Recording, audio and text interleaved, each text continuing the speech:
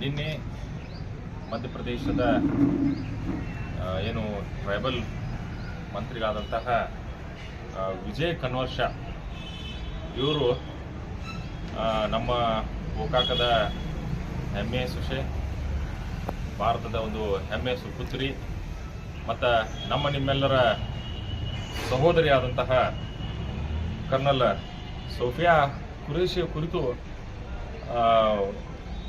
ಒಂದು ಅಪತ್ತಜನಕವಾದಂಥ ಒಂದು ವ್ಯಾಖ್ಯಾನವನ್ನು ಮಾಡಿದ್ದಾರೆ. ಅವರನ್ನು ಏನು ಉಗ್ರರ ಸಹೋದರಿ ಅಂತ ಹೇಳಿ ಸಂಬೋಧನೆ ಮಾಡಿದ್ದಾರೆ. ಇದು ತಪ್ಪಾಗಿ ಅಲ್ಲ, ಒಂದು 3 ರಿಂದ 4 ಸಲ ತಮ್ಮ ಭಾಷಣದಲ್ಲಿ ಇದನ್ನು ಸಂಬೋಧಿಸಿದ್ದಾರೆ.